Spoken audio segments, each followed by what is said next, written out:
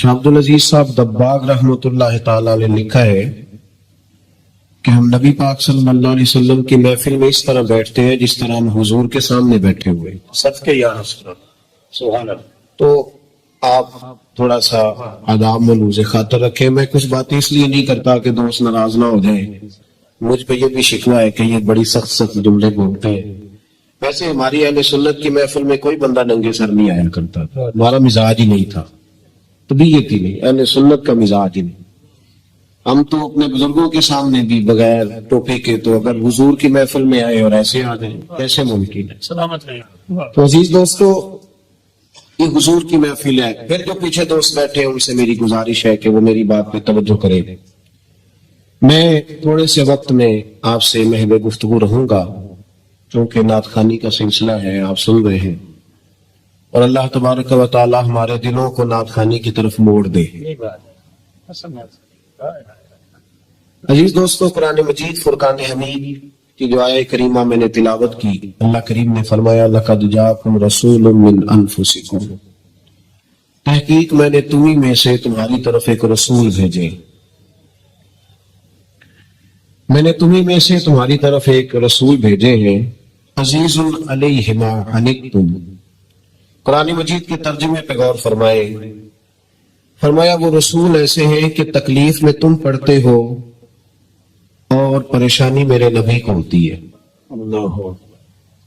حریص علیکم, وہ تمہاری بھلائی چاہنے کے بڑے حریص ہیں, شدید خواہش ہے کہ میری امت کا بھلا ہو جائے. وبالمؤمنین رؤوف الرحیم, اور وہ مومنوں پہ رؤوف بھی ہے اور رحیم. دیکھیں نا, یہ انتظامیات, یہ کام تو ہوتا رہے گا, لوگ آتے جاتے رہیں گے. آپ تھوڑی توجہ کریں, محفل پر غور فرمائیں. یہ تو سلسلہ رہتا ہے نا جناب. تو میں اس طرح کا ماحول ہے, اس طرح کا خطیب نہیں ہوں کہ جیسا ماحول تھا میں آپ کو قسمیں بھی دے لیتا, جدا ایمان ہے وہ پڑھو, تو میں کہا باقی ہے نا کوئی نہیں, کسی کے منہ میں چھالے بھی تو ہو سکتے ہیں نا بھائی. تو کیوں اس طرح کی قسمیں دی جاتی ہیں جس میں آدمی مجبور ہو جائے؟ تو میں ایسی کوئی بات نہیں آپ سے کرنے والا, اور نہ میں آپ کو کسی اذیت میں مبتلا کرنے والا ہوں. پر اثر کرے نہ کرے, سن تو لے میری فریاد. نہیں ہے داد کا طالب یہ بندہ آزاد. بھائی نبی پاک صلی اللہ تعالی علیہ وسلم کے بارے میں اللہ نے ہمیں فرمایا ہے کہ تمہیں میں نے احساس والا رسول عطا فرمایا. امت میں نا, امت میں احساس نہیں. میں محفلوں میں زیادہ تو نہیں جاتا, لیکن جہاں جہاں مجھے موقع ملتا ہے نا, تو اسٹیج پہ بیٹھے لوگوں میں بھی عجیب سی گھٹن ہوتی ہے. نعت کا ڈر رہا ہوتا ہے کہ پتہ نہیں یہ مولوی اب کیا بول دے گا, بچ جائے بندہ. ڈر رہے ہوتے ہیں لوگ. مشائخ آتے ہیں تو لوگ ڈر رہے ہیں. کمیٹی والے کو زیادہ ٹینشن ہوتی ہے بیچارے کے. ایک کہندا میں پہلو جانا ہے, میں آگے بھی ٹائم دیتا ہے. دوسرا کہندا ذرا جلدی کرو, آپ نے وعدہ نہیں کیا تھا. عجیب سا ہر ماحول میں, ہر اسٹیج پہ یہی حال. شادی پہ بچی کے ماں باپ اس طرح پھر رہے ہوتے ہیں پنڈال کے اندر کہ جیسے ابھی بھی کلیجہ پھٹ جائے گا اور ابھی بھی پھٹ جائے گا. اللہ کرے کو پلیٹ کم نہ ہو جائے سالن کی. یہ احساس والے لوگوں کا طریقہ نہیں. ہمیں اللہ نے احساس والا رسول عطا فرمایا ہے. احساس دیکھیں نا, برما سارا کٹ گیا, کشمیر کے حالات خستہ ہیں, اور معاف کرنا کچھ باتیں ایسی ہیں جو نہ چاہتے ہوئے بھی زبان پہ آ جاتی. یہ مذہبی سٹیج ہے.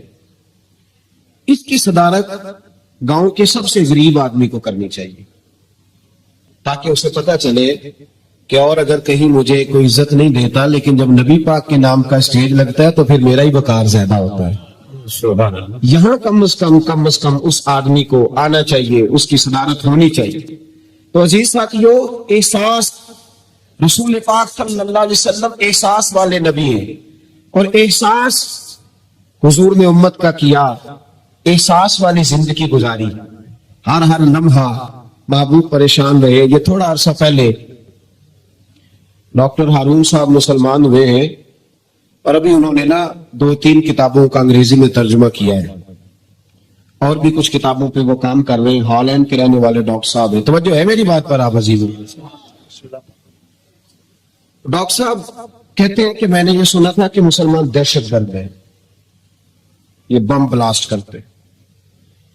تو میں جہاں لفظ اسلام آتا تھا نا, وہاں سے میں تھوڑا بچ جاتا تھا, پیچھے ہٹ جاتا تھا. لیکن میرے مزاج کے اندر یہ بات شامل تھی کہ میرے اندر اللہ نے بڑا انسانیت کا جذبہ رکھا ہوا تھا. تو میں ایک تنظیم قائم کر رہا تھا. میرا خیال تھا کہ ایک ایسی جماعت بناؤں کہ جو پوری دنیا کے اندر اسلام،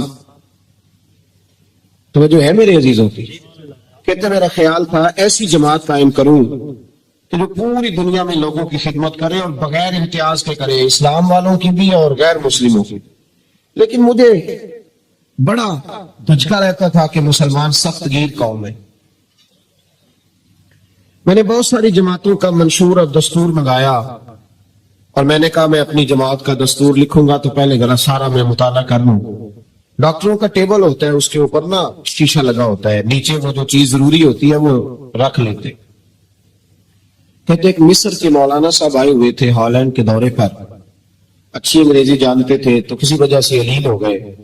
میرے پاس وہ آئے اور انہوں نے دیکھا کہ میں انسانی حقوق پر کچھ لکھ رہا ہوں، کام کر رہا ہوں. تو وہ دیکھ کر کے مجھے کہنے لگے کہ ڈاکٹر صاحب آپ کوئی تنظیم قائم کر رہے ہیں؟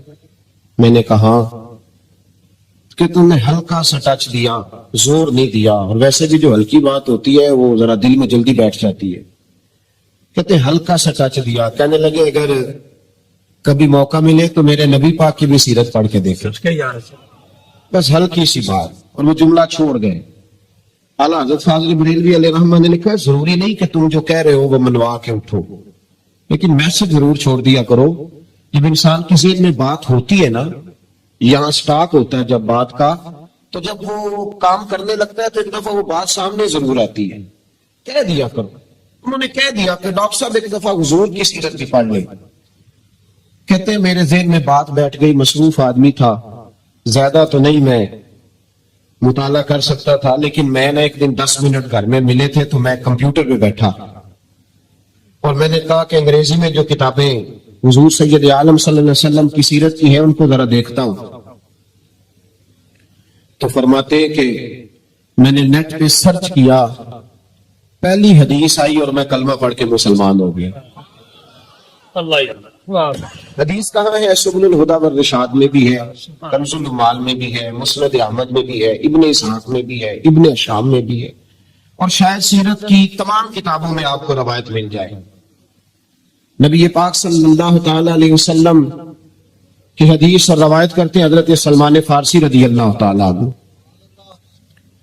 اور ساتھ ہیں سیدنا بلال حبشی رضی اللہ تعالی عنہ. فرماتے ہیں ہم نہ گھر سے نکلے، حضور نے فرمایا ذرا جلدی چلو ایک ضروری کام ہے. فرماتے ہیں بڑی تیزی کے ساتھ آج روٹین سے ہٹ کر محبوب نے تیز تیز قدم مبارک اٹھائے، تیز تیز. اور فرماتے ہیں ایک گلی ہم نے کراس کی، دوسری گلی میں جو پہنچے تو پھٹے پرانے کپڑے، سادی سی بیوی، اور حالت بتاتی تھی کہ بیچاری کسی غریب گھر کی ہے. وہ سڑک پہ کھڑی تھی اور رو رہی تھی. میرے کریم رسول نے فرمایا بلال اسے پوچھو کیا مسئلہ ہے، کیوں روتی ہے؟ تو حضرت سلمان عرض کرتے ہیں میں نے کہا حضور میں پوچھ لیتا ہوں، آپ جائیے، کام بڑا ضروری ہے جو نکلے، میں معلومات کرتا ہوں.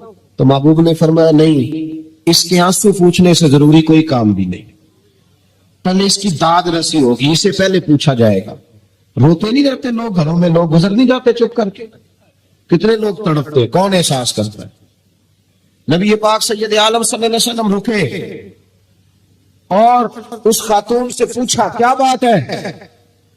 اس نے کہا کہ بات کوئی بھی نہیں، میرا ایک ہی موٹا سا مسئلہ ہے. کہا وہ کیا؟ کہنے لگی میں غریب ہوں، اور غریبی بذات خود بہت بڑا گناہ ہوتی، لوگ بڑا جرم سمجھتے ہیں اس کو بذات خود. میں نے شروع میں کہا نا کہ مذہبی سٹیج کی بھی صدارت غریب آدمی نہیں کر سکتا، کیونکہ غریب جو ہوا جہد کول دتھی ہونی انہیں نیڑے بہنا ہے نا جی، جہد کول نہیں انہیں تو پیچھے جا کے بہنا اینڈ تے، اس کو کیڑا دتھی ہے. اس سٹیج پہ بھی غریب آدمی کی صدارت نہیں ممکن ہو ہی نہیں سکتا. میرے رسول پاک سید عالم صلی اللہ تعالی علیہ وآلہ وسلم نے فرمایا پہلے اسے پوچھو کیا مسئلہ ہے. تو کہنے لگی میں غریب ہوں، بوڑھی ہو گئی ہوں، ساری زندگی غلامی میں گزاری ہے، تیل لینے آئی تھی 5 دینار کا، بوتل میں تیل بھروایا ہے، اور اب بوڑھی ہوں نا تو کمر درد کرتی ہے، پیر پیچھے موڑا ہے تو میں گری ہوں، تیل زمین پی گئی ہے، اب زمین تو واپس نہیں کرتی، لیکن واپس جاؤں گی تو ایک یہودی عورت کی ملازمہ ہوں، वो धुर्रे से मारेगी, खाल उधेड़ देगी। मैं बड़ी परेशान हूं, अब नहीं मार खाई जाती, हड्डियां बूढ़ी हैं, कुर्बान जाऊं। हजरत बिलाल को हुजूर ने हुक्म दिया, फरमाया दौड़ के घर जा 5 दिनार ला। फरमाते 5 दिनार लाए, तेल खरीद के दिया, तो फिर रोने लगी। फरमाया आप क्यों रोती है? उसने कहा बताया ना गरीब हूं, गरीब का जुर्म कोई नहीं होता, लेकिन पीस दिया जाता है, फिर भी मार तो अब भी पड़ेगी, अब क्यों पड़ेगी? तो अर्ज करने लगी महबूबा मार इसलिए पड़ेगी कि देर से क्यों आई है। तो मेरे करीम रसूल, और वो बीबी हुजूर अभी आए हैं मदीना तैयबा, इमाम यूसुफ सालेही फरमाते अभी आए थे हुजूर, सुब्हुल हुदा व इरशाद के मुसन्निफ कहते अभी आए थे नबी पाक, वो जानती भी नहीं थी। तो सैयद आलम सल्लल्लाहु तआला अलैहि वसल्लम ने फरमाया अच्छा मार पड़ेगी? कहा ओ भाई काउंसलर जो कल आपको कह रहा था ना मैं आपका खादम हूं, काउंसलर बेगुनाह, बल्कि हमारे एसएचओ साहब अगर चौधरी पे पर्चा आ जाए तो उसको टेलीफोन करके पूछते हैं साहब जी ਤੁਹਾਡੇ खिलाफ दरखास्त आई है, ਉਹਦਾ ਕੀ करना है? तो गरीब आदमी बेचारा, उसकी गलती ये थी कि वो गरीब था, तो उसने रेड़ी लगा ली चौक में, तो उसको दबोच के ले गए, तेन पता नहीं इतने नहीं खलोईदा। तो उसके पास कुल इन्वेस्टमेंट ही 5000 थी, सारा ले गए। फिर वो काउंसलर साहब के पास चला गया, सर मेरे नाल चले आ जाए जरा, मैं थाने जाना। उन्हें कहा गड्डी कराई आ, पैसे है नहीं, हमें थाने जाइए। अब वो गाड़ी लाया, पता नहीं कहां से लाया है, थाने पहुंचा है। और ये है हमारा हाल कि वो एसएचओ भी बैठा है कुर्सी पे और काउंसलर भी कुर्सी पे बैठा, और वो गरीब पैरों में बैठा है और हाथ बांध के कह रहा मेरी रेडी दे छो, मेरिया 4 धियां ने, तो मैं शामी खाना खड़ना है। किधर गया उम्मत का वो ज़ौक? सारी जिंदगी नाते सुनने वालों बताओ तो सही, नात ने तासीर क्या दी है रूह? अगर अभी भी गाड़ी गरीब के पास खड़ी नहीं होती तो फिर क्या असर हुआ सारी जिंदगी नात सुनने का? मेरे मुस्तफा करीम सैयद आलम सल्लल्लाहु तआला अलैहि वसल्लम ने फरमाया उस खातून से यहाँ काउंसलर साथ नहीं जाता, कहता कर दिया टेलीफोन, सवेरे 9 बजे पहुंच जाना। और कायनात की सबसे मुअज़्ज़ज़ शख्सियत हजरत सैयदना बिलाल हबशी रज़ी अल्लाह तआला अन्हु फरमाते हैं मेरे नबी पाक ने फरमाया बीबी चल मैं तेरे साथ चलता हूं। गोया अल्लाह की सारी रहमतें उसके साथ साथ चलने लगी। और आगे आगे नहीं, सारी किताबें पढ़ लो, वो फटे पुराने कपड़ों वाली बीबी आगे आगे और अल्लाह के करीम रसूल पीछे पीछे।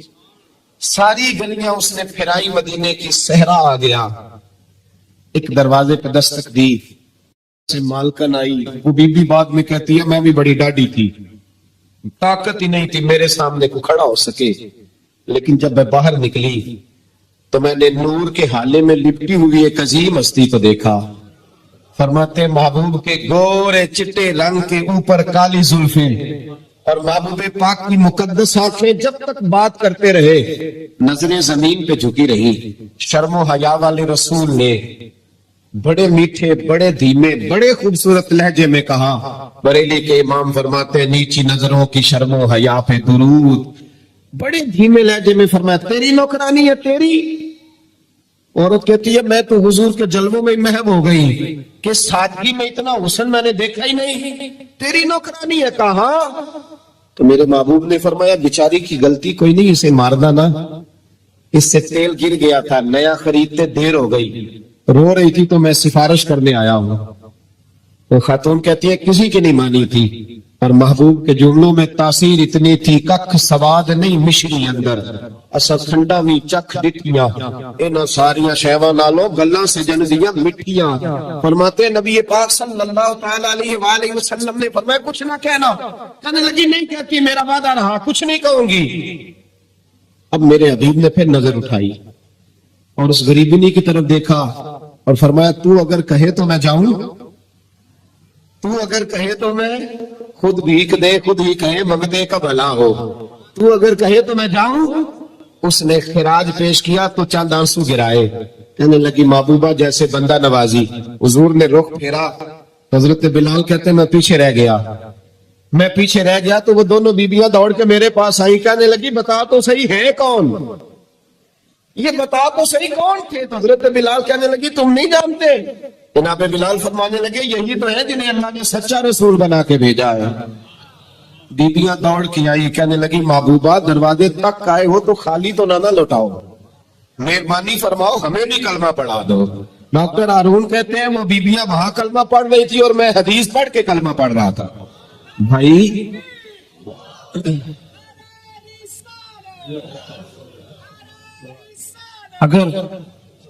अगर दौलत एहसास है ना, फिर तू जिंदा है। जो जिंदा होता है उसमें लचक होती है, जो मर जाता है वो अकड़ जाता है। अगर जिंदगी है तो फिर एहसास होना चाहिए। अगर तेरे अंदर जिंदगी है तो फिर एहसास है, और अगर तेरे अंदर एहसास नहीं रहा ना तो फिर जिंदगी जिंदा दिली का नाम है। मुर्दा दिल क्या खाक जिया करते हैं, एहसास से मुरब्बत पैदा कर।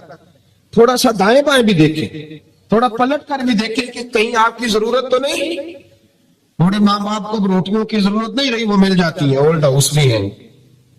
अब उनको इतने कपड़े जोड़ों की जरूरत नहीं, बूढ़ों का तो एक चारपाई और एक लिहाफ में भी गुजारा हो जाता है।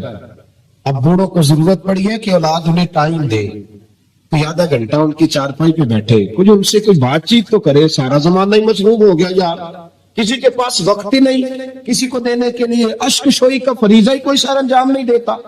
एहसास, तबीयत में एहसास करे। अगर तू पराठों पे बैठा है तो कल्टस वाला भी इंसान होता है, और अगर तू बैठा है ना GLI पे तो भाई मोटरसाइकिल वाला भी बंदा ही होता है, उसे भी एहसास इंसान ही समझा कर। और अगर तूने 5.5 लाख की हैवी बाइक खरीद लिया तो साइकिल वाले भी इंसान ही होते हैं, उनका भी ख्याल कर। अपनी जिंदगी में दूसरों को भी देखे, एहसास पैदा करे। ये हमें हमारे रसूल ने बयान फरमाया है, ये हमें हमारे नबी ने सिखाया है। और एहसास की शिद्दत, मैं पता क्या देखता हूँ, ये हुजूर की सीरत पढ़ता हूँ ना, तो मेरे से एक जुमला बार बार आता है। नबी पाक सल्लल्लाहु अलैहि वसल्लम तक ना रसाई बड़ी आसान थी लोगों की, रसाई बड़ी। ਹੁਣ ਤੇ ਜਿੰਨਾ प्रोटोकॉल वजीर ਦਾ ਹੈ ਉਹਨਾਂ ਹੀ ਪੀਰ ਦਾ ਹੈ। 10 बंदे इधर ने ते 5 बंदे पीछा हो जाओ। इनू खान लगी है कुछ है क्या होने लगा? कुछ नहीं होता, कोई खाने नहीं लगा। लोग तबर्रुक के लिए अगर हाथ लगाएंगे तो मर जाएगा कोई। निकले इन चीजों से बाहर। अगर आज मैंने टाइम नहीं दे रहा तो पीर साहब का वक्त दे रहे हैं, वो भी तगड़ा अजे वड्डी कार वाला, और मेरे वर्गे पीर साहब उठ के इस्तकबाल करने हाथी भी तो मेरी खा बेच आया सर ते माड़ा अजे तू पुछदे लंगर खादा ही, लंगर खा फिर तेरे नाल मुलाकात करने हुंदे। लंगर भी 6 किस्मां दा पकदा है। जीप तमाशा लग गया, से बाहर निकले, बाहर आए इन चीजों से, और देखे कितने लोग हैं जो आपके थोड़े से आगे बढ़ने से आपकी, और कई गरीब लोग हैं जिनको हमने टाइम नहीं दिया तो अकीदा बदल गए, नजरिया बदल गए। अगर आप टाइम देते, उनसे उसने सलूक करते, मैं ये सब मुअज़्ज़ज़ लोग हैं, मैं उस तरह की तनकीद का कायल नहीं हूं जिसमें बहुत सारी जगहों पे ये ऐसा काम करते हैं जिससे मसलक को बड़ा असीम फायदा होता है। मैं उस तरह की तनकीद का कायल नहीं, लेकिन मेरा ख्याल ये है कि बहुत सारे महफिलें कराने वाले ऐसे थे जिनकी हौसला शिकनी हुई तो महफिलें करानी छोड़ गए। बहुत सारा काम रह गया दीन का, बहुत सारा। अगर हौसला अफजाई होती, अगर हमारे अंदर थोड़ा थोड़ा एहसास रहता तो बहुत सारी जगह यकदम सारा काम बैक हो रहा। उसकी वजह यह है कि हौसला अफजाई नहीं है, कमजोरियां बड़ी आ गई। सुने और याद रखें, हजरत अनस बिन मालिक रज़ियल्लाहु तआला अन्हु फरमाते हैं, मैं जिंदगी में रोया कभी नहीं था, क्योंकि मैं जब हुजूर की गुलामी में आया तो बच्चा था और अभी मुझे रोने के तरीके नहीं आते थे। पर आशिक दा काम ही रोना तोड़ा, ते बिना रोयो नहीं मंजूरी। ये आशिक सदा ही रोंदे रहंदे, भावे वसन होवे ते भावे दूरी। बहरहाल मैं बात जल्दी समेट दूंगा, आ रहा हूं समेटने की जानी। पैगाम मैंने दे दिया, जो मैंने बात शुरू में की थी वो आपकी खिदमत में अर्ज कर दी मैंने। मेरा मैसेज यही था, समझिए। हजरत अनस कहते मैं बचपन मेरा था तो मैं कभी रोया नहीं था। तो जो है मेरी बात का, फरमाते मैं रोता नहीं था।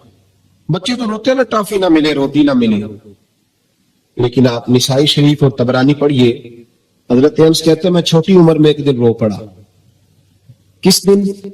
फरमाते हैं बदर के कैदी आए, और क्योंकि सहाबा से उन्होंने बड़ा जुल्म किया था, बड़ा मारा था कुरैश मक्का ने, हमने तो मार खाई नहीं ना। हालांकि दीन की सच्चाई ये है, बुखारी शरीफ में मेरे नबी पाक ने फरमाया जो मुझसे सच्चा प्यार करे उसकी तरफ मुसीबतें दौड़ के आया करती। ये सच्चाई है दीन की, और सही बुखारी में मुतवातर दर्जे की हदीस है। हजरत अनस बिन मालिक फरमाते मैं रोया नहीं था, और बड़ा सताया था मक्के वालों ने। तो आज कैदी होकर जब लाए गए ना, तो नबी पाक सल्लल्लाहु अलैहि वसल्लम के गुलामों ने जरा जोर जोर से रस्सियां बांधी। हजरत बिलाल भी कहते जरा जोर से बांधो, इन्हें बड़ा सताया था इन्होंने। महबूब पाक अपनी खाबगाह में चले गए आराम करने। حضرت انس کہتے ہیں میں آدھی رات کے وقت اٹھ کے مسجد آیا تو نبی پاک بے چینی کے عالم میں کبھی ادھر جاتے کبھی ادھر جاتے، کبھی بیٹھتے کبھی اٹھتے. تو میں نے آگے بڑھ کے کہا یا رسول اللہ آقا کوئی طبیعت مبارک میں تکلیف تو نہیں، پریشانی تو نہیں؟ فرماتے میں نے سوال کیا تو حضور کی آنکھوں میں آنسو آ گئے. نبی پاک روئے. فرمایا انس یا تم نے ان کافروں کی رسیاں کس کے باندھ دی ہیں، یہ ہائے ہائے کرتے ہیں تو مجھے نیند نہیں آتی. بلاؤ ابو بکر صدیق کو، فاروق اعظم کو، مولا علی کو، ان کو بلاؤ، ان سے کہو ان کی رسیاں ذرا ڈھیلی کر دے، یہ ڈھب سے سو جائیں گے تو میں بھی سو جاؤں گا، بلاؤ. حضرت انس کہتے ہیں میں کبھی نہیں رویا تھا، اور مصطفیٰ کا جملہ سنا تو بچپن میں میرے آنسو نکل گئے. حضور اتنا احساس، اور ان لوگوں کا جنہوں نے اتنا ظلم کیا ہے، احساس ختم ہوتا جا رہا ہے. معاشرہ دکھوں کا شکار ہے، آزمائشیں اتنی زیادہ ہیں. اصل میں ہم جو لوگ ہیں نا تھوڑے گاڑیوں میں گھومنے والے، ہمیں یہ احساس نہیں رہا کہ آج بھی کچھ اماں ایسی ہیں، آج بھی کچھ مائیں ایسی ہیں جن کے بیٹے منت کرتے ہیں کہ یار یہ موبائل میرا 3000 کا ہے پر چلو 3500 کا لے لو، میری اماں کی دعائی آنے والی ہے. ابھی بھی یہ رنگ ہے. چونکہ مجھے نہیں نا پتا، میں کار میں گھومتا ہوں، مجھے کیا پتا کہ ساروکی سے گجرا والا کا کرایہ کتنا ہے، اور مجھے کیا پتا کہ اگر کسی نے جانا ہو گجرات تو بسیں کتنی بدلنی پڑتی ہیں. یہ احساس تم سے ہوگا جو جائے گا، احساس زندگی میں پیدا کرے. یہ احساس ہمیں ہمارے رسول نے عطا فرمایا، یہ احساس کی دولت نبی پاک نے ہمیں دی ہے. حضرت ام ہانی رضی اللہ تعالیٰ عنہ مولا علی شیر خدا کی ہمشیرہ ہے. آپ فرماتی ہیں جس دن مکہ فتح ہوا تو میں اپنے بچوں کو لے کے گھر میں بیٹھ گئی، تو میں اپنے بچوں کو نبی پاک کے بچپن کی باتیں سنانے لگی، چونکہ جناب ابو طالب کے گھر میں پرورش پائی تھی. تو حضرت ام ہانی کہتی میں اپنے بچوں کو بتا رہی تھی، میں کہہ رہی تھی میرا بھائی بچپن میں بڑا عظیم تھا، میرے بھائی کی چھوٹے ہوتے بھی عادتیں بڑی اعلیٰ تھی، میں بتا رہی تھی. تو میرے ایک بچے نے مجھ سے پوچھا کہ امی ماموں ہمارے گھر بھی آئیں گے، ماموں آئیں گے؟ جناب ام ہانی کہتی میں غریب نہیں تھی، خاوند میرا ویسے چھوڑ کے چلا گیا کلمہ پڑھنے کی وجہ سے. تو میں نے اپنے بچوں کی طرف دیکھا تو میں اب دل میں خیال تھا کہ اب تو میرے محبوب مکے کے فاتح بن کے آئے ہیں تو کسی بڑی حویلی میں بیٹھیں گے، اب تو بھائیں بھائیں آگے پیچھے لائنیں ہوں گی تو بڑی جگہ چاہیے نا، بڑی جگہ. آج نبی پاک صلی اللہ علیہ وسلم کا دربار سجے گا. تو جناب ام ہانی رضی اللہ تعالیٰ عنہ فرماتی ہیں میرے بچوں نے پوچھا تو میں رو پڑی. میں نے کہا آئیں گے تمہارے ماموں، کیوں نہیں آنا، میرے بھائی ہیں، آئیں گے ضرور آئیں گے، ذرا کام نمٹا لے. اور فرماتی ہیں ساتھ ہی آنسو تھے کہ بڑا سارا گھر ہو تو حضور آئیں، سارا مکہ آج غلام بن گیا ہے، 10,000 کا لشکر مدینے سے آیا ہے، میرا چھوٹا سا گھر ہے، کہاں بٹھاؤں گی. فرماتی ہے میں رو ہی رہی تھی کہ میرے دروازے پہ دستک ہوئی اور میں نے بے دل ہو کے دروازہ کھولا. کون ہے دروازے پہ؟ کہتے دھیمی سی آواز آئی ام ہانی دروازہ کھول، میں محمد عربی تیرے دروازے پہ کھڑا. جناب ام ہانی فرماتی جھک سے میں نے دروازہ کھولا تو دریا آنسوؤں کا بہا. تو میرے پاس تو ٹوٹی چٹائی تھی، پرانا تکیا، کھجور کی چھال، نرم و نازک بھی نہیں، میں نے بچھایا. تو محبوب پاک نے فرمایا سارا مکہ دعوتیں دے رہا تھا میرے گھر آئے. تو میں نے کہا کیوں کسی کے گھر جاؤ، میری اپنی بہن جو موجود ہے، میں یہاں بیٹھوں گا کھول کے. اور پھر فرمایا چل میرے لیے کھانا لا، بے تکلفی سے. فرمایا جس آرام سے یہاں بیٹھ سکتا ہوں کہیں اور تو نہیں نہ بیٹھ سکتا، کھانا لاؤ. جناب ام ہانی فرماتی کل کی پڑی ہوئی روٹی لائی، تھوڑا سا سرکہ، اور ایسا کوئی محبوب کہیں ہوگا نہ کہیں ہے، بیٹھا ہے چٹائی پہ مگر عرش نشیں ہے. محبوب پاک صلی اللہ علیہ وسلم نے بڑی رغبت سے کھایا سرکہ شہد. اور پھر میرے محبوب نے فرمایا بیٹھ جا، چل تو کوئی بات سنا میرے والد عبداللہ کی، اور میں تجھے بات سناتا ہوں اپنی اماں آمنہ کی. چلو اپنوں کی کوئی باتیں کرتے ہیں. ساری رات ہی بیت گئی. احساس کی دولت. بھائی گزر جاتا ہے بہن کے محلے سے، پر 10 منٹ ٹائم نہیں کہ چلو بیچاری سے مل لوں. میں اکثر کہتا ہوں میرے جیسے پیر کو کڑکتا نوٹ 5000 کا دو نا، پیر صاحب دعا کرنا، انہیں دعا رٹی پکی ہے، اللہ بھلا کرے اللہ خیر کرے، سارے علی کوئی ہے اللہ ماشاءاللہ. اور بہن کو کبھی پرانا جوڑا بھی دیا ہو نا اٹھا کے پرانا، تو وہ ساری رات آنسوں سے دعا مانگتی رہتی ہے یا اللہ میرے بھائی کی خیر کر دو، یا اللہ میرے بھائی کی خیر. یہ احساس رشتوں کا، تعلقات کا، یہ میرے نبی پاک کی سیرت ہے. محرم شریف کا مہینہ ہے، مجھے ارشاد فرمایا جا رہا تھا کہ کچھ ذکر اہل بیت بھی ہو جائے. وقت نہیں ہے کہ میں کوئی بات ایسی چھیڑوں، لیکن یزید جامع مسجد دمشق کا خطیب تھا، جمعہ پڑھاتا تھا. تو جو ہے میری بات پر، یزید خطیب تھا، پگڑی باندھتا تھا، جمعے پڑھاتا تھا. کیوں نکلے امام حسین اس کے خلاف؟ شاہ عبدالعزیز محدث دہلوی کو پڑھ لیں، البدایہ پڑھ لیں، ابن اسیر پڑھ لیں، تبری پڑھ لیں، ابن کثیر، کوئی سی بھی کتاب تاریخ کی جو معتبر کتاب ہے. مدینے سے کربلا تک اور کربلا سے بیضا تک اور مقام بیضا تھے جناب سیدنا امام حسین کی شہادت تک، جہاں بھی امام حسین نے خطبہ دیا ہے آپ نے فرمایا یزید چونکہ شرابی ہے، چونکہ مجرے دیکھتا ہے، چونکہ اللہ کے حلال کو حرام اور حرام کو حلال کہتا ہے، لہذا مسلمانوں کا حکمران بن سکتا. اور شاہ عبدالعزیز صاحب نے لکھا ہے کہ ایک دفعہ حضرت امیر معاویہ رضی اللہ تعالیٰ عنہ کے زمانے میں وہ مدینے کے مضافات میں کسی گاؤں میں آیا تھا، تو امام حسین نے اپنی آنکھوں سے اسے شراب پیتے دیکھا تھا.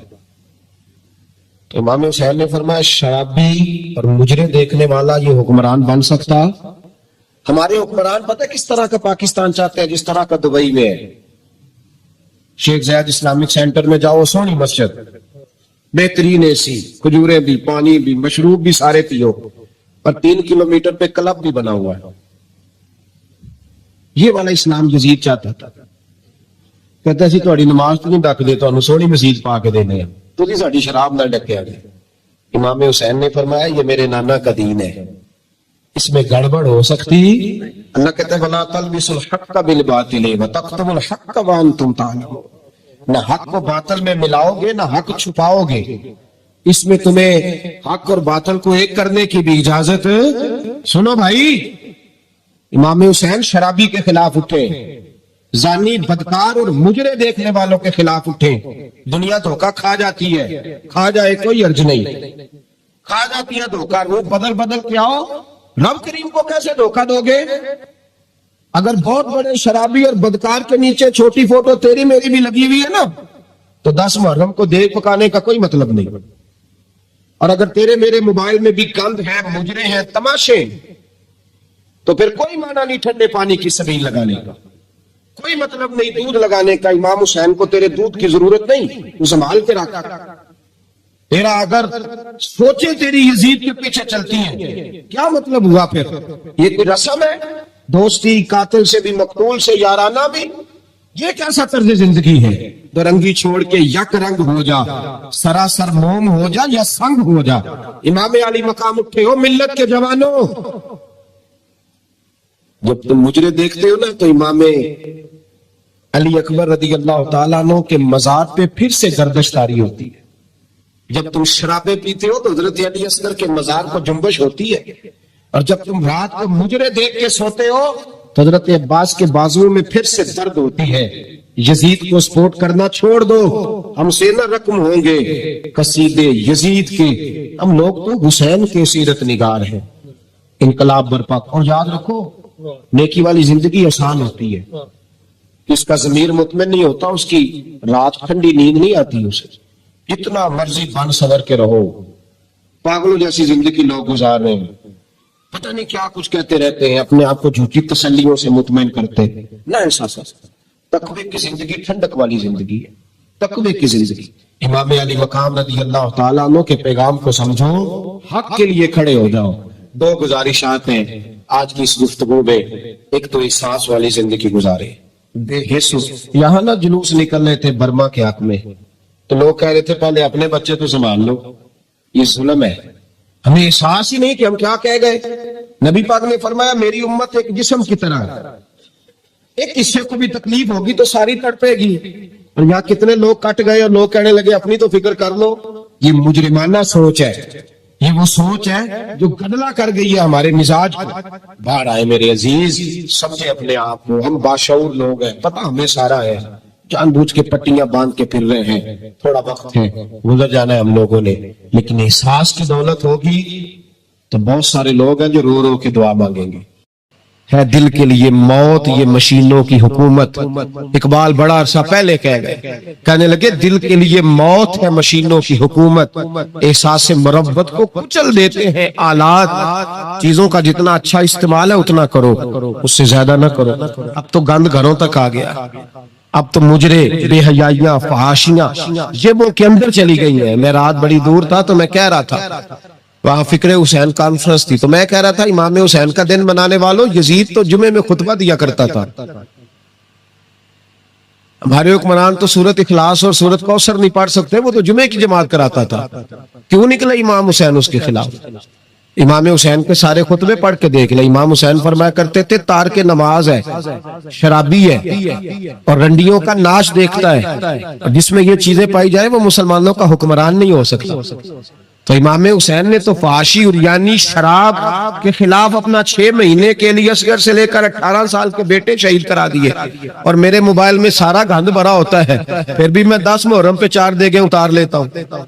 ساری رات بے حیائی دیکھنا، ساری رات فانی، فحاشی اور عریانی کو فروغ دینا، اور 10 محرم آنا تو موٹے موٹے آنسو بھی گرانا کہ مجھے امام حسین سے پیار ہے. تو یہ ہم سے نہ رقم ہوں گے قصیدے یزید کے.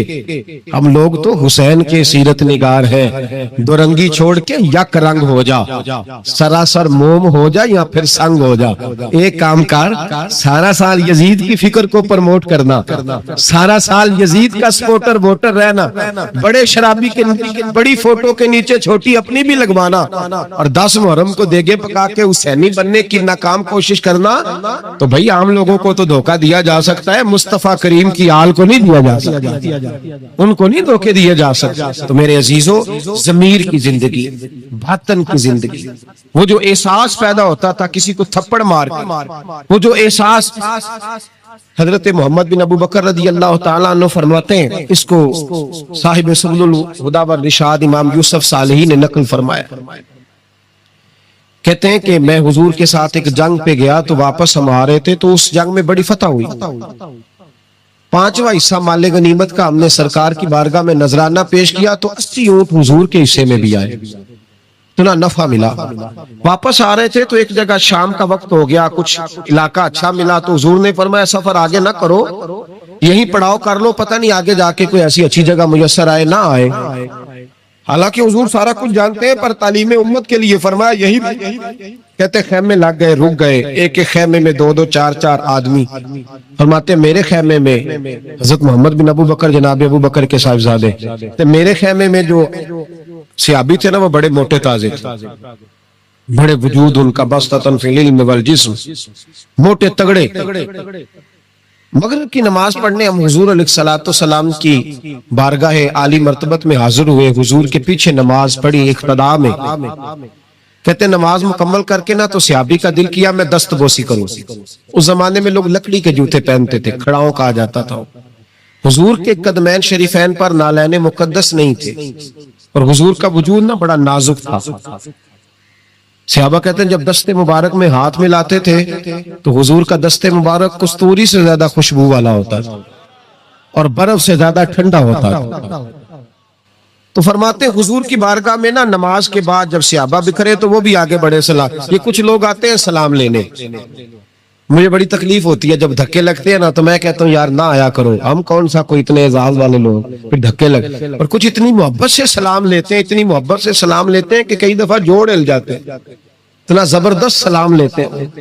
پیچھے کھڑے ہوتے ہیں تو ہاتھ کھینچ لیتے ہیں. اب وہ طبیعت بھی نہیں چاہتی کہ کسی کو کچھ کہا جائے، لیکن وہ بعد میں محسوس ہوتا ہے کہ یہ محبت ہوئی ہے، اور محبت میں معاملات بڑے دور نکل جاتے ہیں کئی دفعہ. تو محبت تو اس کا نام ہے کہ محبوب کو آسانی کس بات میں ہے، محبوب کو آسانی کس بات میں ہے. محبت اس چیز کا نام، اس چیز کا نام نہیں کہ میں کیا خواہش کر رہا ہوں محبوب وہ والی کرے نا. وہ راضی کس بات میں ہے، میں گڈی تے ہتھ ڈور سجن دے او جنج رکھے اونج رہنا. واجب نہیں جے وچ شریعت مندہ قسم نو کہنا. بات تو یہ ہے کہ اس کو آسانی کس بات میں. عام دام برسرے مطلب وہ سلام لینے کے لیے جب آگے بڑھے نا تو جوش میں دوڑ کے آگے بڑھے. حضور کے دستے مبارک کو چوما، لکڑی کے جوتے پہنے تھے، حضور کے قدم مبارک پہ جوتا نہیں تھا. انہوں نے اپنے پیر سے حضور کا پیر دبا دیا. تو جو ہے میری بات پر، یہ باٹا کے جوتے پہننے والا جب کسی کا پیر دباتا ہے نا اور بندہ بھی تگڑا ہو تو ایک دفعہ سمجھ آتی ہے کہ کسی نے پیر دبایا ہے. تو محبوب کے دستے مبارک میں چھڑی رہتی تھی، سنت مبارکہ ہے چھڑی رکھنا، آسام مبارک. جب اس صحابی نے پیر دبایا نا تو نبی پاک اب وہ چھوڑ بھی نہیں رہے، دیر ہو گئی، پیر پہ پیر رکھ کے کھڑے. تو تکلیف محسوس کی سرکار نے تو چھڑی پیٹ میں چبھائی، فرمایا یار میرا پیر تو چھوڑ دے. اب وہ پیچھے ہٹے تو بڑے پریشان ہوئے کہ یہ مجھ سے کیا ہو گیا، کانپنے لگے، رونے لگے. حضور نے فرمایا کوئی بات نہیں، جاؤ. صحابہ نے بھی ذرا گھور کے دیکھا، محبوب نیچے بیٹھ گئے، اپنا قدم مبارک دبایا. حضرت محمد بن ابو بکر کہتے ہیں اپنے خیمے میں ہم لوگ چلے گئے، عشاء کی نماز بھی حضور کے پیچھے پڑی، پر وہ صحابی ساری رات سو نہیں سکے. یار یہ مجھ سے کیا ہو گیا، گرا جو ان کی نگاہ سے وہ سنبھل نہیں سکتا، میں نے حضور کو تکلیف دی، محبوب کو تکلیف دی. کہتے وہ تڑپنے لگے، رونے لگے. یہ مجھ ساری رات میں تسلی دیتا کہ یار وہ کوئی ایسی ویسی بات نہیں، اللہ نے ہمارے محبوب کو رحمت للعالمین بنایا. اور حضور جانتے ہیں کہ تو نے جان بوجھ کے ایسا نہیں کیا، لیکن وہ اندر کا جو ہے نا وہ ماحول وہ ان کو سونے نہیں دیتا. کہتے ہیں سحری کا وقت ہوا تہجد کا، سیدنا بلال حبشی آئے، خیمے کے باہر کھڑے ہو کہنے لگے بندہ کدھر ہے جس نے کل مغرب کے وقت حضور کا پیر دبایا، کدھر ہے؟ کہتے ہیں اب تو وہ اور ڈرے اور کہنے لگے لگتا ہے میری مذمت میں قرآن آ گیا. محبوب کی غیر ارادی بے ادبی بھی اللہ کو پسند نہیں. کہا لگتا ہے آیتیں آ گئی، پتہ نہیں میرے بارے میں کیا حکم آیا ہوگا، آپ اپنے ابا سے کہہ کے میری سفارش کرائیں گے، جناب صدیق اکبر سے کہیں گے، کہیں ایسا نہ ہو کہ میری دنیا بھی جائے اور آخرت بھی جائے. کہتے تڑپتے سسکتے در رسول پہ پہنچے، سحری کا وقت حضور تشریف فرما ہے. کہتے اب میں اور وہ منتظر تھے کہ کوئی ایسا حکم آئے گا، پتہ نہیں کیا بنے گا، اور اس حکم کے معاملے میں پھر کہاں تک بات جائے گی. قربان جائے جب حضور کے سامنے کھڑے ہوئے تو سارا کچھ جاننے والے محبوب نے اپنی امت کی تعلیم کے لیے فرمایا بھائی عشاء کے بعد ہی تجھے بلانے کا ارادہ ہوا تھا، پھر خیال آیا کہ تو کہیں سویا ہوگا، سحری میں لوگ اٹھ جاتے ہیں تہجد کے لیے، اس لیے تجھے بلایا ہے. فرماتے ہیں اب انتظار تھا کہ وہ بڑی بات آئے، ڈر رہے تھے، لیکن قربان جائیں نبی پاک نے پیر دبانے کا ذکر ہی نہیں فرمایا. حضور فرمانے لگے بلایا اس لیے ہے کہ کل شام میں نے تیرے پیٹ میں چھڑی چبھو دی تھی، تجھے تکلیف ہوئی ہوگی تو اللہ کی رضا کے لیے معاف نہیں کر دیتا. جناب محمد بن ابو بکر کہتے ہیں پہلے تو وہ اکیلا روتا تھا، اب ہم سب نے رونا شروع کر دیا. حضور آپ کیا فرمانے؟ کہنے لگے نہیں یار بیچارے کا پیٹ بڑا ہے، میں نے چھڑی چبھو دی، اس کو تکلیف ہوئی ہوگی. اور کیا لفظ ہے حدیث میں، محبوب فرمانے لگے میں ساری رات سو نہیں سکا. اس کا وہ درد، او بھائی تو اپنے ابا کو سخت بات کہہ کے آکے بیڈ پہ آرام سے سو جاتا ہے، تو اپنی اماں کو سخت جملہ کہہ کے وہ تڑپتی رہتی ہے، اسے وہ ساری راتیں یاد آتی ہیں جو اس نے بیٹے کے لیے بیدار رہ کے گزاری ہوتی ہیں. تو ایک فکرہ کہہ کے تو سوچتا ہی نہیں، کہنے والے تو کہہ دیتے ہیں، یہ سننے والے ہیں جو کمال کرتے ہیں، تو نے خیال ہی نہیں کیا. بابو فرمانے لگے سو نہیں پایا، چل اللہ کی رضا کے لیے معاف کر دے. تو کہنے لگے حضور وہ تو میں نے پیر دبایا تھا اس لیے آپ نے مجھے چھڑی چبھوئی، آپ کیا کہہ رہے ہیں؟ تو محبوب فرما دیکھیں وضاحت دیکھیں، محبوب فرمانے لگے تو نے تو ان دیکھے پیر دبایا تھا، میں تو دیکھ رہا تھا، مجھے نہیں چھڑی چبھونی چاہیے تھی، چل تو کیا میں نے معاف کیا. تو عرض کرنے لگے حضور جس طرح آپ راضی ہیں میں بھی اسی طرح ہی راضی ہوں. محبوب فرمانے لگے تو راضی ہے پر میں نہیں ابھی راضی. حضور آپ کیسے راضی ہوتے ہیں؟ فرمایا جی 80 اونٹ میرے حصے میں آئے ہیں، اگر تو سارے تحفے میں قبول کرے تو میں راضی ہو جاؤں گا. تحفے میں رکھ لے سارے، کون دیتا ہے دینے کو، فاضل برینوی کا انداز میں ذرا دیکھیے، کون دیتا ہے دینے کو، اس کا پنجابی ترجمہ ہے کہ کون دیتا ہے، دینا اس نے جگرا چاہیے، کون دیتا ہے دینے کو، منہ چاہیے دینے والا ہے سچا ہمارا. اور پھر کہتے ہیں مانگیں گے مانگے جائیں گے اور منہ مانگی پائیں گے. ہم مانگیں گے مانگے جائیں گے اور منہ، یعنی جو مانگیں گے نا منہ مانگی ملے گی حضور کے دروازے سے، مانگیں گے مانگے جائیں گے، منہ مانگی پائیں گے۔ سرکار میں نہ لا ہے نہ حاجت اگر کی ہے، تو حضور نے فرمایا 80 اونٹ رکھ لے میں راضی ہو جاؤں گا۔ کہتے ہیں جب حضور نے کہا راضی تب ہوں گا، شرط لگائی تو 80 اونٹ وصول کیے انہوں نے۔ کہتے ہیں واپس خیمے میں آ رہے تھے تو میں اس کو دیکھ کے مسکرا رہا تھا، میں نے کہا اپنے نصیبوں پہ ناز کر، اللہ نے کیسا رسول عطا فرمایا، پیر بھی تو نے دبایا ہے، معذرت بھی بظاہر محبوب علیہ السلام نے کی ہے، اور 80 اونٹ بھی تجھے تحفے میں مل گئے۔ یہ رنگ اگر ملتا ہے تو محمد عربی کے دروازے سے ملتا ہے۔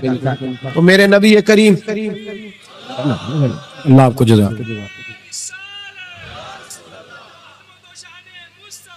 میرے بھائی جو مضمون میں نے آپ کی خدمت میں چھیڑا ہے نا، جو بات وہ یہ ہے کہ احساس، اندر جو کمی ہے نا، جو غلطی ہے اس کا احساس۔ یہ نہ دیکھے سامنے والا کیا کر رہا ہے، کہتے ہیں جی میں صحیح سے صحیح ہوں اور برے سے، تو یہ کمال ہے کوئی؟ صحیح سے تو سارے صحیح ہوتے ہیں، اچھے سے تو کہتے جی بندہ اچھا ہے نا۔ ایک بندہ مجھے کہنے لگا جی مجھ سے غلط بات نہیں برداشت ہوتی، تو میں نے کہا صحیح بات برداشت کرنے کی ضرورت بھی نہیں ہوتی، اس لیے کہ وہ بات ہی صحیح ہوتی ہے۔ مجھ سے غلط بات برداشت تو پھر مثلا برداشت پھر کیا ہوتا ہے؟ صحیح بات تو برداشت کرنے کی ضرورت ہی، غلط بات ہی تو برداشت کرنی ہوتی ہے کہ برداشت کر کے سامنے والے کو سمجھایا جائے، اسے قائل کیا جائے، اسے کہا جائے کہ تو غلطی پہ ہے لیکن اس کی بات برداشت کی جائے۔ اینٹ کا جواب پتھر سے دے دینا یہ کوئی کمال ہے؟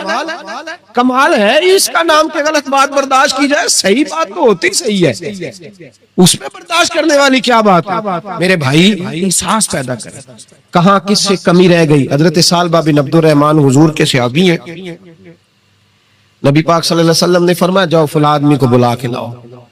بلانے چلے گئے تو رستے میں ایک عورت بے پردہ تھی، ایک نظر اس کو دیکھا، پہلی نظر ویسے ہی معاف ہے، دوبارہ اب جو دیکھتا ہے وہ جان بوجھ کے دیکھتا ہے، دوبارہ نظر اٹھی۔ ہمارے ہاں ساری سزا عورتوں کے لیے ہے کہ پردہ کریں، حالانکہ پردہ مرد کا بھی ہے۔ جی گھورنے لگ گئے آپ مجھے، پردہ اس طرح عورتوں کو حکم ہے نا کہ نظریں نیچی رکھو، اسی طرح مردوں کو بھی حکم ہے کہ تم بھی اپنی نظریں، اگر عورت سامنے بے پردہ آ جائے گی تو مرد یہ نہیں کہے گا ویکھو یہ پردہ ہی نہیں کر دی، اب وہ کیا کرے گا؟ بولے تو پھر مردوں کا بھی پردہ ہوا کہ نہ ہوا؟ ہمارے ہاں عجیب معاملہ ہے، پردہ صرف عورتوں کا ہے، مرد کو کھلی چھٹی ہے، جو مرضی گند من دیکھتا پھرے معدل۔ منع کیا نبی پاک اور فرمایا یہ نظر شیطان کے تیروں میں سے تیر ہے، اس سے بچو، یہ تمہاری روح پہ لگے گا، تمہیں گھائل کر دے گا، مار دے گا تمہیں۔ مرد کی آنکھ کا بھی پردہ ہے، نظر جھکا کے رکھے۔ ثعلبہ بن عبد الرحمن رضی اللہ تعالیٰ عنہ گزر رہے تھے، یہ ثعلبہ نام کے 7 صحابی ہیں محبوب کے، بعض اوقات خیال آتا ہے کہ فلاں ثعلبہ کی بھی ہم نے 7 صحابی ہیں، اسے ایک نام عبداللہ نام کے خدا جانے کتنے صحابی، 20 میری نظر سے گزر چکے۔ تو جناب ثعلبہ بیٹھے تھے، فرمایا فلاں کو بلا کے لاؤ۔ جب بلانے گئے تو رستے میں عورت پہ نظر پڑی، پہلی نظر تو معاف ہے لیکن دوبارہ دیکھ بیٹھے، دوبارہ نظر پڑی تو پریشان ہو گئے، خیال آیا میں نے تو خیانت کی اپنے نبی پاک سے، حضور نے تو منع کیا یہ کام کرنے سے۔ اب واپس حضور کے پاس نہیں آئے، جنگل میں چلے گئے۔ ابن قدامہ نے کتاب التوابین میں اس روایت کو لکھا ہے، کہتے 40 دن وہ پہاڑوں میں روتے رہے کہ یا اللہ مجھ سے غلطی ہو گئی۔ کتنے دن؟ اب ہمارا شغل ہے، اس کو لوگ گناہ ہی نہیں سمجھتے، بدنگاہی تو کوئی گناہ ہی نہیں، اب تو یہ شغل ہے۔ اب تو ہمارے ہاں معاذ اللہ تعالیٰ سیانے بیانے بندے بیچ بیٹھے ہوتے ہیں، جب یہ باتیں ہو رہی ہوتی ہیں، یہ شغل ہے ہمارا۔ اب تو ابا کے سامنے بچہ وال پیپر گندی تصویر کا لگایا ہوتا ہے، پر وہ کہتا ہے با عمر ہے نا جی، عمر ہے نا جی، مجھے پتہ ہی نہیں ہے کتنا گند کر رہا ہے، یہ تباہ ہو جائے گا روحانی طور پر۔ اگر یہ گند دیکھنے میں الجھ گیا تو امام شافعی کا فتویٰ ہے جس کی نظر گندی ہوتی ہے اس کا حافظہ کمزور ہوتا ہے، وہ کوئی بڑا کام نہیں کر سکتا، وہ نفسیات کا مریض ہو جاتا ہے جو گندی نظر والا آدمی ہوتا ہے۔ ہمیں پتہ ہی نہیں کہ ہمارے مسائل اصل میں ہے کیا۔ 40 دن جنگل میں روتے رہے، 40 دن۔ محبوب سارا کچھ جانتے تھے پر خاموش رہے۔ حضرت جبریل امین حاضر ہوئے، عرض کی یا رسول اللہ آپ کا وہ غلام رو رہا ہے۔ رب کہتا اسے بلا لے، میں نے اس کا گناہ معاف کر دیا ہے۔ تو نبی پاک صلی اللہ علیہ وسلم نے حضرت مولا علی شیر خدا اور جناب سلمان فارسی کو بھیجا، فرمایا فلاں جگہ ہے لے آؤ۔ کہتے جب ہم گئے تو دو پہاڑوں کے درمیان جناب سالبہ تڑپ کے رو رہے، ہمیں دیکھ کے اور روئے، کہنے لگے علی میرے بارے میں کوئی آیت تو نہیں نازل ہو گئی؟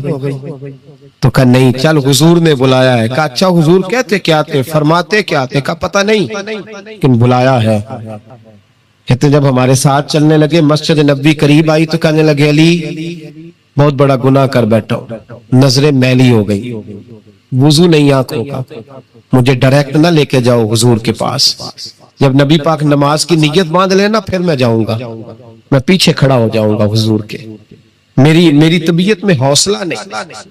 یہاں تو پتہ نہیں میں کس طرح عشق رسول کا دعویٰ کرتا ہوں منبر پر بیٹھ کر، اور ہماری یہ میلاد آئے گا تو محفل میلاد میں اس طرح کے دعوے ہوں گے اسٹیج پر کہ علمان و نفیس، پتہ نہیں کیا کیا لوگ کہہ دیں گے، پتہ نہیں ہم کیا ہے اور ہم کیا کہہ رہے ہیں، من آنم کے من دانم، پتہ ہی نہیں، اور کتنا بڑا دعویٰ کر دیا کہ میرے اندر طاقت نہیں سامنا کرنے۔ مولا علی فرماتے ہیں جب حضور نے مغرب کی نماز کی نیت باندھی تو انہوں نے بھی پیچھے نیت باندھ لی۔ اتفاق کی بات یہ کہ حضور نے پہلی رکعت میں سورہ انفطار پڑھنی شروع کر دی، اذا السماء انفطرت واذا الكواكب انتصرت واذا البحار فجرت۔ کہتے ہیں جب محبوب اس آیت پہ پہنچے نا کہ یا ایھا الانسان ما غرک بربک الکریم، اے انسان تجھے کس چیز نے دھوکے میں ڈال دیا، حالانکہ تیرا رب تو بڑا ہی کرم کرنے والا ہے، تو کس طرح کسی اور کے دھوکے میں بربک الکریم، اور ضمیر واحد ہے، میں تفسیر پہ نہیں جاتا، کہا تیرا اپنا رب، بربک تیرا اپنا رب، تیرا رب تو بڑا کریم ہے، تو پھر بھی کہیں اور چلا گیا۔ جب یہ آیت سنی تو پیچھے چیخ ماری، بے ہوش ہو کے گر گئے، گھر والے گھر لے گئے، نماز مکمل ہوئی تو حضور نے فرمایا کیا ہوا؟ عرض کی حضور وہ تو رو پڑے تھے، گھر لے گئے، محبوب پیچھے گئے تو بے سود پڑے، تیز بخار ہو گیا، نبی کریم سرہانے بیٹھے اور ان کی گردن کو اٹھا کر سر کو گود میں رکھا، اور جب بالوں میں دستے مبارک پھیرا تو آنکھیں کھول دی اور جھٹ سے اپنا سر زمین پہ رکھ کے کہنے لگے حضور میں اس قابل نہیں کہ آپ کی گود میں میرا سہارا ہے، اس قابل نہیں، بڑا مجرم۔ تو محبوب نے فرمایا تجھے مبارک ہو، رب نے تجھے معاف کر دیا ہے، اللہ بھی راضی ہے، میں بھی راضی ہے۔ اب حضور کے قدموں کے قریب آئے تو کہنے لگے حضور آپ راضی ہیں؟ کہا راضی ہوں۔ فرمایا پھر میرے لیے دعا کرے، اللہ اسی رضا میں مجھے قبول کر لے۔ بس یہ بات ہوئی تھی، انہوں نے کلمہ پڑھا تو روح پرواز کر گئی۔ پرواز میرے بھائی احساس پیدا کر، یاد رکھیں اگر روحانی زندگی صحیح نہیں نہ ہوگی، یاد رکھ لیں کسی کا کوئی نقصان نہیں، سارے سکون سے سو جائیں گے، آپ نہیں سو پائیں گے۔ اگر آپ کے ضمیر پہ بوجھ رہیں گے نا تو سارے لوگ رمضان میں 4 قرآن پاک ختم کریں گے، آپ 10 پارے بھی نہیں پڑھ پائیں گے۔ اگر آپ اپنے آپ کو صحیح نہیں کریں گے، روحانی زندگی بحال نہیں ہوگی، تو یاد رکھنا بڑا اپنا آپ سارا کچھ سجا کے ظاہراً بڑے پرہیزگار بن کے بھی اپنے ضمیر کی عدالت میں فیصلہ اپنے حق میں نہیں کرا پائیں گے۔ تجوریوں سے مال بھرا ہوا ہوگا لیکن گھر میں سکون نام کی چیز ڈھونڈنے سے نہیں ملے گی، اس لیے کہ الا بذکر اللہ تطمئن القلوب، اللہ کی ذات سے جڑ جانے سے دل کو سکون ہوتا ہے۔ کیا بہت بڑی سزا نہیں مالک کی کہ انسان سارا کچھ کرے، فارغ ٹائم ہو تو وہ ٹی وی دیکھے؟ کیا بہت بڑی سزا نہیں کہ 3 مہینے کی چھٹیاں بھی اسے ہوں لیکن وہ 1 سپارہ قرآن پاک نہ پڑھ سکے؟ وہ گپے مارنے بیٹھے تو 6 گھنٹے لگا دے اور تسبیح دی جائے تو 10 منٹ میں بس ہو جائے، درود پڑھا ہی نہ جائے، یہ سزا نہیں؟ کیا یہ کم سزا ہے کہ وہ دنیا دراز پہ گھوم آئے لیکن مسجد میں جائے تو اسے کچھ بنے؟ کیا سزا نہیں؟ اللہ سے معافی مانگے، مل کے اس کے حضور استغفار کریں، باطن کی زندگی آباد کرنے کی کوشش کریں، چھوڑ دیں بن کے بیٹھنا، آگے آگے بڑھنا، اپنے آپ کو شمار کرنا۔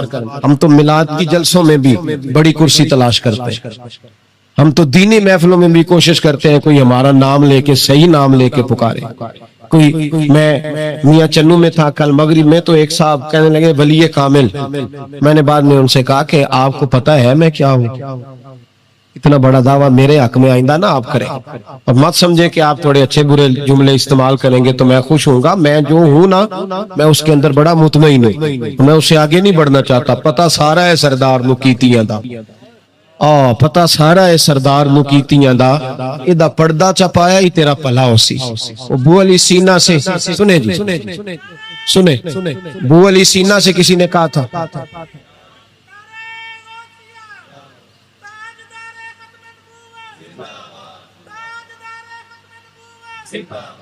अब इनकी इस बात पर और इस अमल पर एक शेर सुन ले मियां मोहम्मद बख्श साहब का। मियां साहब कहा करते थे, जितन जितन हर कोई खेडे तू हारन खेड फकीरा। जितन जितन, ये तो सारी दुनिया करती है ना कि मैं जीतने जा रहा हूं। कहते हैं जितन जितन हर कोई खेडे, जितन जितन हर कोई खेडे तू हारन खेड फकीरा। जितन दा मुल कौडी पैंदा ही हारन दा मुल हीरा। जितन दा मुल कौडी। बू अली सीना से किसी ने कहा कि क्या महसूस करते हो, आजकल कुछ हालात बेहतर है? तो बू अली सीना चूंकि हजरत अबुल हसन खरकानी के मुरीद थे, हाँ, साइंसदान होने के साथ साथ सूफी थे, दरवेश थे। तो बू अली सीना कहने लगे, क्या कहते हो, हालात किस तरह के? कहने लगे, मुझे अपने गुनाहों का पता है, इतने बड़े गुनाहों के बावजूद मेरी पर्दाधरी नहीं हो रही, ये थोड़ा ही नाम है अल्लाह ताला का। और उसी जमीन पर उसकी नाफरमानी करता हूं, उसने रहने के लिए जगह दी हुई है, थोड़ा एहसान है उसका। मैं सुबह से शाम तक कितनी नाफरमानियां करता हूं, फिर भी पेट भर के रोटी देता है, ये थोड़ा एहसान है। तू कह रहा है आगे बढ़ा है कि नहीं, ये बड़ी बात है कि उसने जमीन पे रखा। आला हज़रत फाज़िल बरेलवी के वालिद मौलाना नकी अली खान साहब रहमतुल्लाह ताला अलैह, इमामुल मुतकल्लिमीन, उनके हालात में लिखा है, एक आदमी को आपने ना जगह दी को 10 मरले आपका प्लाट था या 5 मरले का, उसने कहा हुजूर कुछ दिनों के लिए चाहिए, तो आपने वो जगह उनको दे दी, जैसे मोहल्लेदार दोस्त को शादी ब्याह, और 10-15 दिन के बाद चाबी मांगी, तो उन्होंने दे दी, तो कुछ दरख्त उन्होंने काट लिए, कुछ अपनी मर्जी की तरमीम कर ली। मौलाना नकी अली खान साहब रहमतुल्लाह अलैह नाराज हो गए, फरमाने लगे, मेरी जमीन थी, मुझसे पूछ तो लेते, कुछ तब्दीली करनी, तुम पता नहीं मेरी मर्जी के खिलाफ तुमने मेरे प्लाट पर ये क्यों तब्दीली की? ये उस आदमी को कह के ना तो 2 मिनट गुजरे तो चीख मार के रो पड़े। कहने लगा, हुजूर क्या हुआ? फरमाने लगे, सोचता हूं मेरी 10 मरले की जमीन पर मैंने तुम्हें अपनी मर्जी नहीं करने दी, और मैं रोज अल्लाह की जमीन पर अपनी मर्जी करता हूं।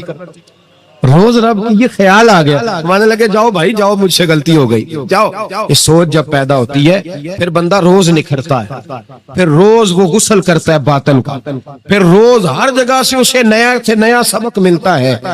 बड़ा बंदा वो नहीं होता जो 20-30 कारें लेके चलता है, बड़ा वो होता है जो किसी और को बड़ा समझता है। जो अपने आप को छोटा समझता है, मेरे नबी पाक फरमाते हैं, अल्लाह उसे बड़ाइयां अता फरमा दे। तिरमिजी में हदीस है। आज का सबक, आज का पैगाम यह है कि तज़किये की कोशिश करें। भाई अला खुलुकिन अजीम, खुल्के अजीम जो अल्लाह ने हमारे नबी को दिए और हुजूर ने हमें अता फरमाए, महबूब के सदके उस तरफ जाए। किरदार में आलापन पैदा कर। अल्लज़ी खलक़ल मौत वल हयात लियब्लुवकुम अय्युकुम अहसनु अमला। अल्लाह फरमाते हैं कि मैंने मौत और हयात इसलिए पैदा की है कि तुम्हारे अमल की क्वालिटी चेक की जाए। इंडस्ट्री में जब माल बनता है ना, तो उसकी क्वालिटी चेक की जाती है, ये आम है, ये खाम है, ये वीआईपी है, ये वीवीआईपी है। फरमाया अल्लज़ी खलक़ल मौत वल हयात लियब्लुवकुम अय्युकुम अहसनु अमला। मौत और हयात क्वालिटी देखने के लिए पैदा की है कि तुम में अहसन अमल कौन करता है, अच्छा अमल देखे किसका है। बाकी अपने आप को बनाने संवारने से थोड़ा थोड़ा बचें, एक कदम थोड़ा पीछे हटे अपनी जात के लिए, तो इंशाअल्लाह रूहानियत के लिए 11 कदम आपके आगे जाएंगे। दुआ करता हूं जो कुछ मैंने कहा अल्लाह उसे कबूल फरमाए, और जहां हम भूल गए मालिक हमसे दरगुजर फरमाए। आमीन। हमेशा मिदहत खैरुल अनाम में गुजरे। दुआ है ये उम्र दरूद और सलाम में गुजरे। आखिर दुआ कर अल्लाहुम्मा सल्ली अला मुहम्मदिन मादनिल जूद वल करम व अलैहि व बारिक वसल्लम। अल्लाह करीम हमारी इस हाजिरी को कबूल फरमा, हमारे गुनाहों को माफ फरमा, हमारी गलतियों से दरगुजर फरमा। जो हम कहते हैं, सुनते हैं, समझते हैं, जानते हैं, उस पर हमें अमल की भी तौफीक अता फरमा। अल्लाह नेकी के रस्तों पे चलना हमारे लिए आसान बना दे, गुनाह और बदी से कल्बी नफरत अता फरमा, मस्जिद का प्यार अता फरमा, कुरान पाक की मोहब्बत अता फरमा, दुरूद और सलाम के जायके अता फरमा। اپنے محبوب علیہ السلام کے دروازے کی سچی گدائی عطا فرما، ہماری اولادوں کو بھی نیک فرما، اللہ انہیں اپنا قرب عطا فرما، اپنے محبوب کی گدائی عطا فرما۔ ہمارے حاجی عمران صاحب نے، کاشف صاحب نے، جن دوستوں نے یہ خوبصورت اہتمام کیا، انہیں دارین کی برکتیں عطا فرما، دین دنیا کی نعمتیں عطا فرما۔ اللہ ہماری زندگی تیزی سے گزر رہی ہے، ہم سے کوئی دین کی خدمت لے لے، اللہ ہمیں اپنے محبوب کی غلامی کے لیے، دین کی نوکری کے لیے قبول فرما، اخلاص عطا فرما، درد عطا فرما۔ ان کے والدین کے لیے دعا ہے، ان کی کامل بخشش فرما، ان پہ رحمتیں فرما، آخرت کی عزتوں سعادتوں سے انہیں بہرہور فرما۔ دور دراز سے بچے بوڑھے احباب تشریف لائے ہیں، اللہ سب کا آنا قبول فرما، اللہ سب کے حال پہ کرم فرما۔ تیرے بندے ہیں مالک، ہماری بڑی بڑی پریشانیاں ہیں، مجبوریاں ہیں، گھروں کے بڑے مسائل، بیٹیوں والے بڑے پریشان ہیں، رزق کے معاملے میں بڑے لوگ پریشان ہیں۔ اللہ ہمیں دنیا داروں کی محتاجی سے بچا، اپنی بارگاہ ناز کی محتاجی عطا فرما۔ اے اللہ ہماری پردہ پوشی فرما، ہماری پردہ داری فرما۔ اللہ دین دنیا کے سارے معاملات میں ہماری رہنمائی فرما، حق ہم پہ واضح فرما۔ اے اللہ ہمیں غلط فیصلوں سے محفوظ فرما، عالم اسلام کے حق میں رحمت والے فیصلے فرما۔ عرصہ بیت گیا، برما کے مجبور مسلمان خیموں میں رہتے، اللہ ان کی غائبانہ امداد فرما۔ کشمیر اور فلسطین کے مظلوموں کو سالوں بیتنے کے ہیں، اے اللہ ان کی مدد فرما۔ پاکستان کو اسلام کا قلعہ بنا، زندگی تقوی کے نور والی عطا فرما، موت کلمہ اسلام سے نصیب فرما۔ اللہم رب اغفر وارحم وانت خیر الراحمین، ربنا اغفر لی ولوالدی وللمؤمنین یوم یقوم الحساب، وصلی اللہ تعالی علی حبیبہ سیدنا و مولانا محمد۔